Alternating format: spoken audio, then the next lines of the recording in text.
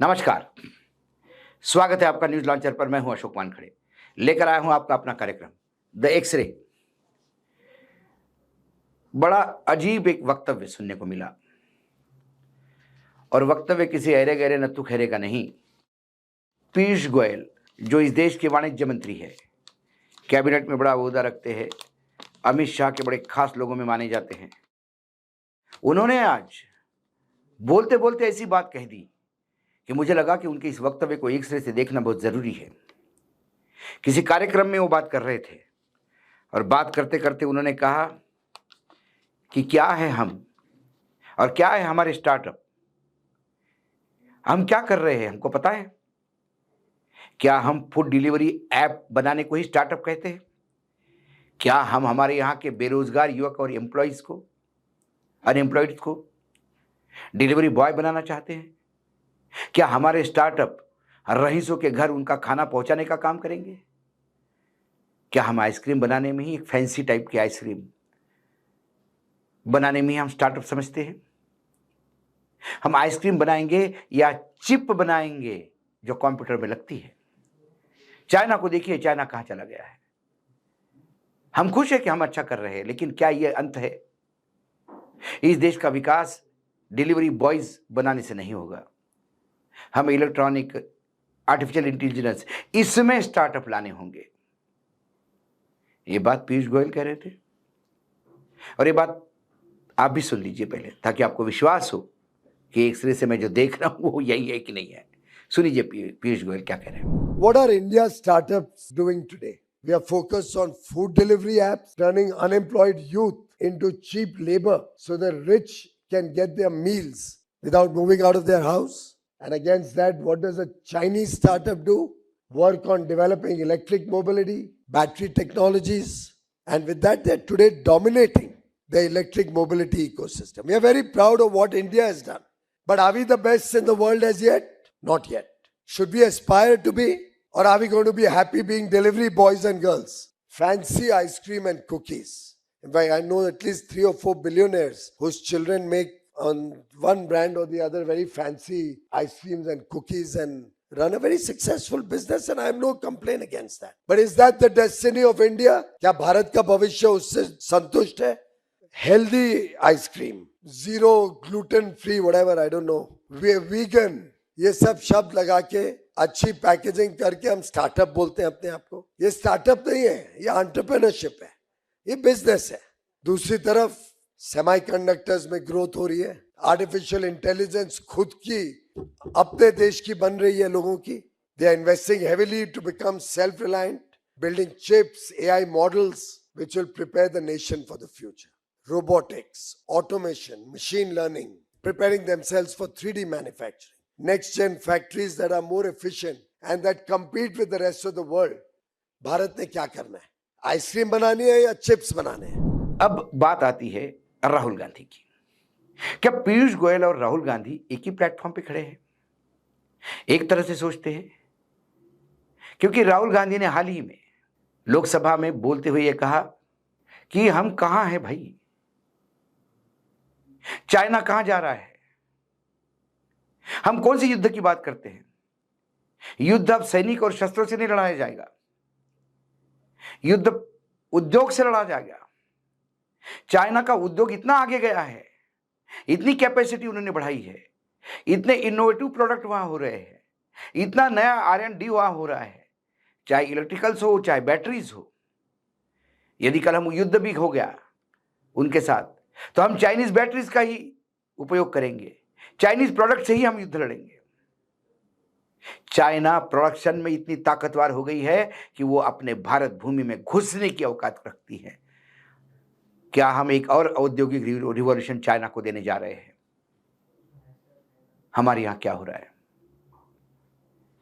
ये बात राहुल गांधी ने कही, सुन लीजिए आप। People think that wars are fought between armies and their weapons. But the fact of the matter is that wars are fought by industrial systems.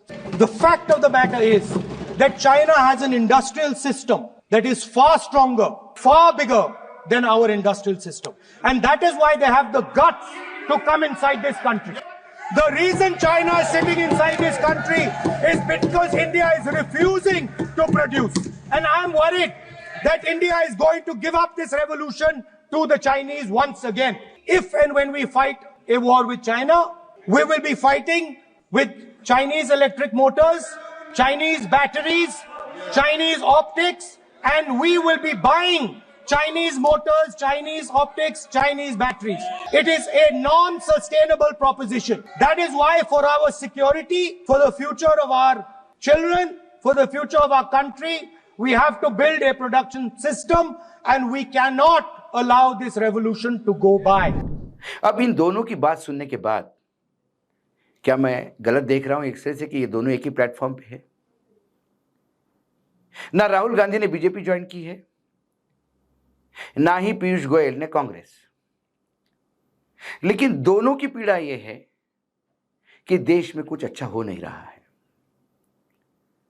और हमारे जो घोषणावीर है, मैं हमेशा कहता हूं कि 2014 से ये मुंह खोलते हैं तो झूठ बोलने के लिए।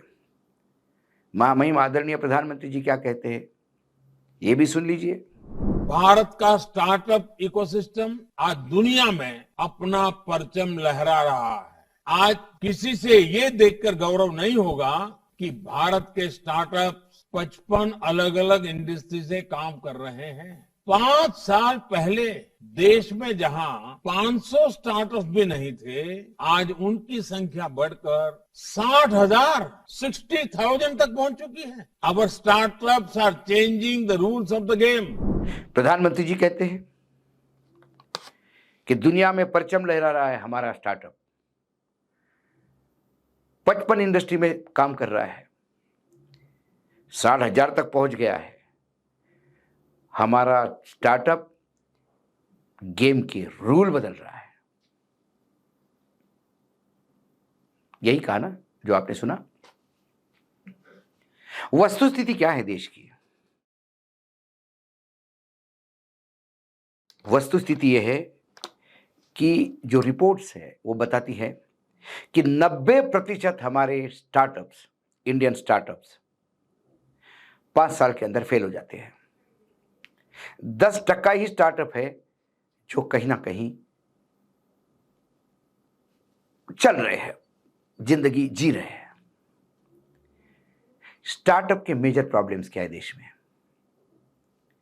Finance, funding.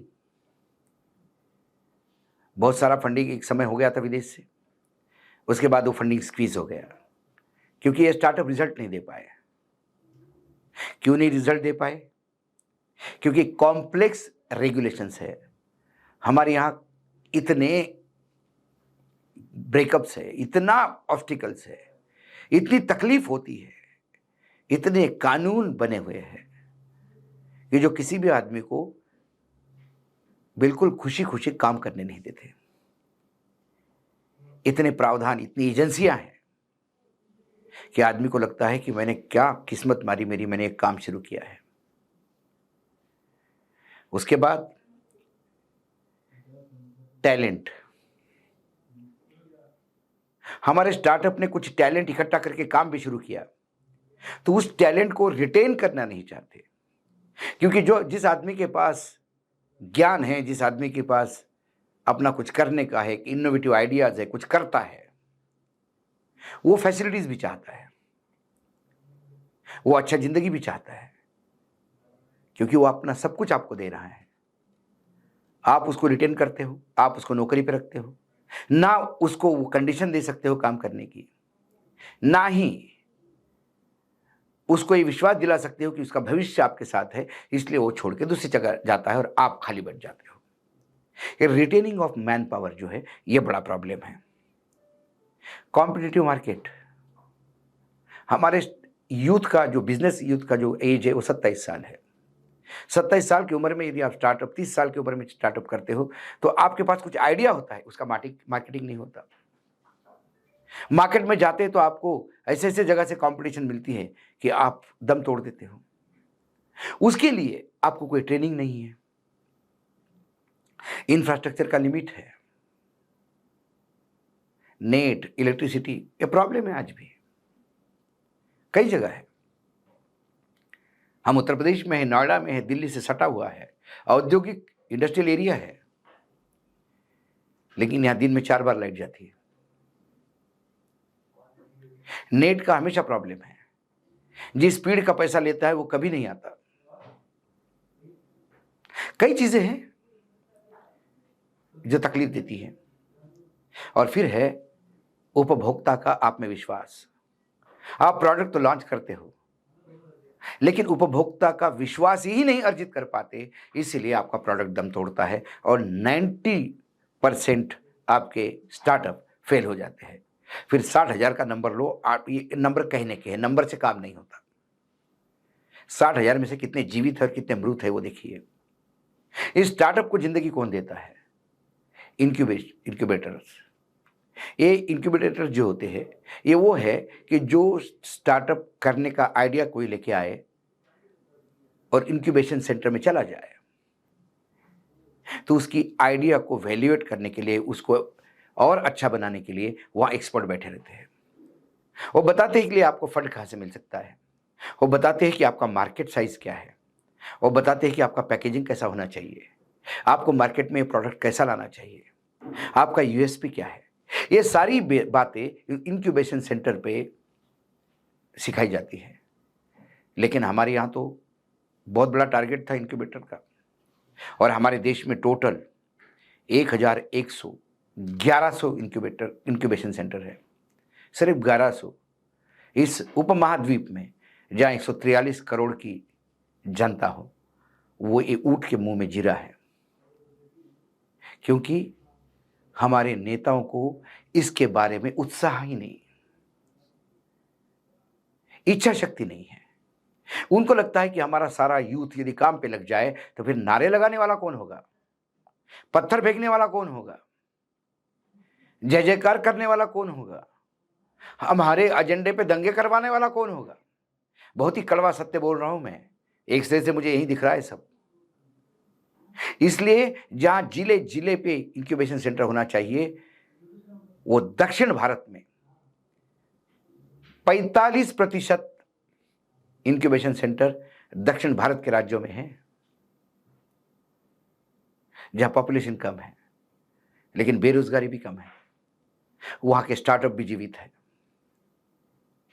क्योंकि उन लोगों ने अपने एजुकेशन पे काम किया, उन लोगों ने अपने जनसंख्या नियंत्रण पे काम किया। ये बात अलग है कि उसका भुगतान उनको लोकसभा सीटें जब भी परिसीमन होगा तो उसमें कम हो जाएगी, उसमें मिलेगा, उसकी लड़ाई अलग लड़ रही है, विषय अलग है डिस्कशन का। लेकिन नॉर्थ में इतनी उदासीनता क्यों? हमारे यहाँ एक प्यून की नौकरी लगती है, प्यून की जॉब निकलती है तो लाखों लोग अप्लाई करते हैं, और अप्लाई करने वालों में एमबीए और ग्रेजुएट्स है। अटेंडेंट की नौकरी के लिए पीएचडी लोग अप्लाई करते हैं हजारों की तादाद में।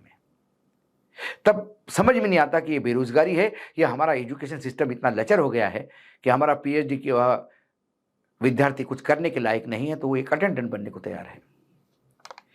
इंटरनेशनल लेबर ऑर्गेनाइजेशन का कुछ सर्वे आया था, हालांकि भारत में 3.4% की बेरोजगारी है, लेकिन उसमें हम यदि देखें तो यदि ग्रेजुएट बेरोजगार यदि अलग से निकाली जाए तो उसका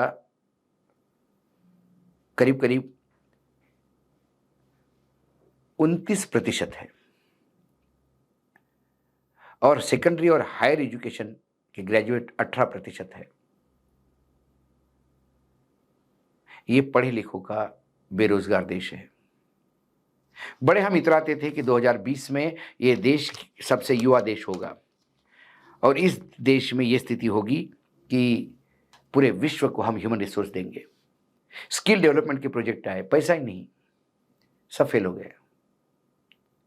स्किल डेवलपमेंट के नाम से बड़े बड़े उद्योगपतियों ने, जो खास सरकार के बड़े नजदीकी है, अपनी अपनी कंपनियां खोल के खूब पैसा बटोरा, लेकिन जॉब नहीं दिलवा पाए।